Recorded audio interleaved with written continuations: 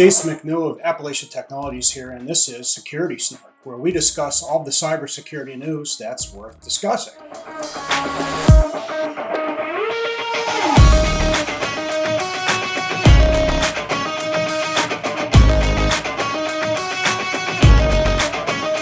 Everybody, welcome to episode 9 of Security Snark. This week, criminals are impersonating Pfizer to target victims. Residential internet routers are in the news again, more exploits in those. Critical flaws have been found in industrial control systems. We see that a lot, and those are always alarming. And lastly, a long-term study of phishing tests yields some very unexpected results.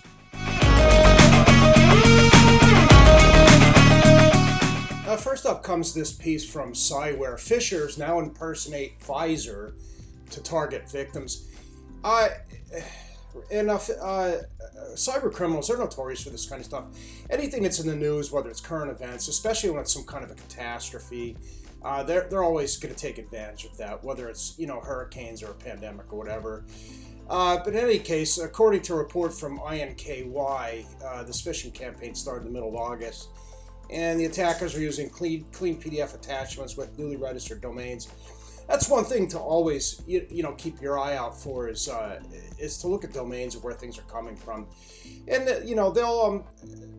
they're pretty good at spoofing domains and making them look valid, even though they're not. In this case, they've registered something evidently called Pfizer-NL.com in order to suspect people into believing this was the portal of Pfizer in Netherlands. And that's according to the study, they have about 400 samples, and the attackers mostly used a three-page PDF document discussing payment terms, due dates, and other information. So it sounds like not only they're trying to infect the systems, but possibly they're also trying to capture banking information for wire fraud, which is pretty common. So this isn't very sophisticated. It's not exactly a surprise or anything like that, but it just goes to show that these cyber criminals are predatory and they're very opportunistic. And when they see anything in the news that's going to drum up interest, they're going to take advantage of that. So be on the lookout for that. Vigilance as always. And next up comes this piece from the Hacker News. Over 300,000 MikroTik devices found vulnerable to remote hacking bugs. And what they're referring to here is your home internet router that almost everybody these days has. So according to this article, at least 300,000 IP addresses associated with MikroTik devices have been found vulnerable to multiple remotely exploitable security vulnerabilities that have been patched by a popular supplier of routers and wireless ISP devices. And it goes on to say that the most affected devices are located in China, Brazil, Russia, Italy, Indonesia, with the U.S. coming in at number 8. So this isn't a huge issue for the United States. I don't think that these routers sell as well in the United States as they do in some other countries. But the thing to keep in mind is this is an example of one of many things you may have connected to your network at home. They really have no idea how vulnerable these things are, right?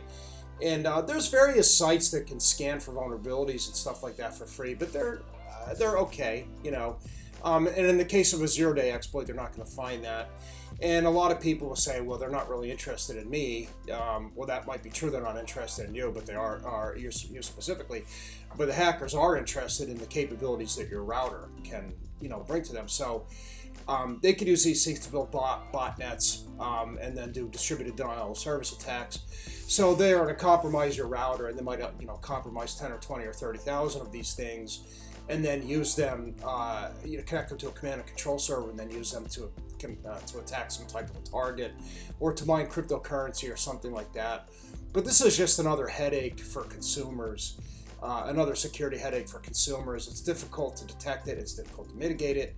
But whatever router you're using at home, take a look at the model number and the server, the firmware that's on it, and then make sure that you check that periodically for revisions and then keep that updated. Otherwise, you could become a victim of one of these things, and you might not even necessarily know this is going on.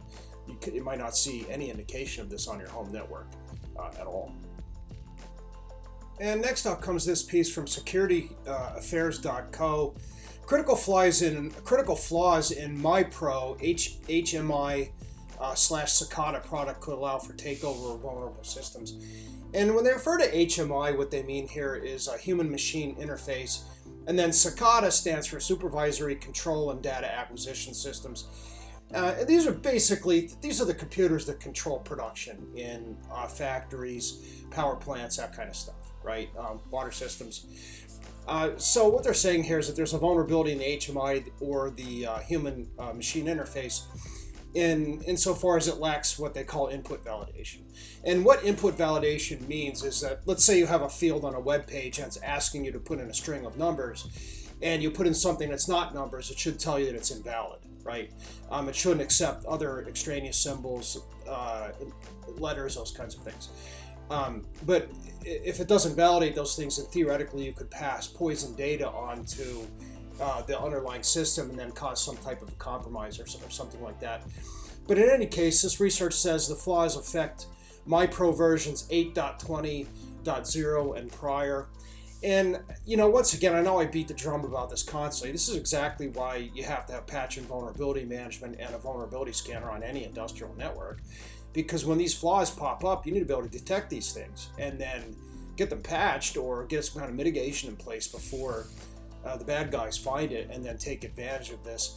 And this is a massive problem all over the place. It's a threat to industrial security. It's a threat to national security. And this is a very common problem that's overlooked by the security teams of various companies. But yeah, we'll be keeping an eye on this one for further developments. And finally comes this piece from securityweek.com. And this article is about a research project that was done at a major publicly traded corporation with 56,000 employees. And it doesn't name the company, but the study finds that simulated phishing tests make organizations less secure, which is interesting. Now, keep in mind, this is just one study. It was done on a large corporation for 15 months, though, so this is a pretty good sample size. And some of the statistics in here are really interesting. It says overall, the study participants clicked on 6,680 out of 117,864 simulated phishing attacks. So that's something like 32% clicked on at least one phish. So these are people that are all being trained and drilled on a regular basis, and they're still clicking on these phishing emails anyway. So it just goes to show, and this has been my own experience in IT for years and years and years. When I started out in support roles, and you just have some folks that no matter how much you train them or how much you drill them, they still do dumb things. And hackers, they count on this. They count on human stupidity. And one of the other interesting findings in this article is they found that crowdsourcing the phishing reporting actually was very effective. So if you send a phishing email to 1,000 recipients or something like that, and someone when they report it as a phish, that data, that input there, humans reporting it as phish is a valid way to look at this. But this is the law of unintended consequences. Sometimes we think that just shoveling money onto a problem or training people or whatever will solve the problem, but that's not always necessarily the case. And it might look good for the C-suite. Oh, we're spending this money on training, we're doing this, we're doing that. But at the end of the day, the only thing we're really concerned about is results. Are we actually reducing our cyber risk in some tangible, measurable way? And I'll be keeping an eye on this because I would like to see more of these research projects done. I would like to see this replicated. And if we find similar results in other large companies, we might find that some of these training companies, there's a whole bunch of them out there, they're getting all kinds of venture capital and investment and stuff like that. Maybe this is not the way to deal with this, maybe. But it does show that why defense in depth is so important, because you have to assume, A, that you're going to get phished, B, you have to assume that some of the phishes are going to get through, and then some of them are going to contain a malicious payload of some kind that might execute. So they're already inside the castle wall, so you have to deal with the defense in depth. Very important. But I'll be keeping an eye on this, and I'd like to see some future studies done on this one and see if these results can be duplicated by other researchers.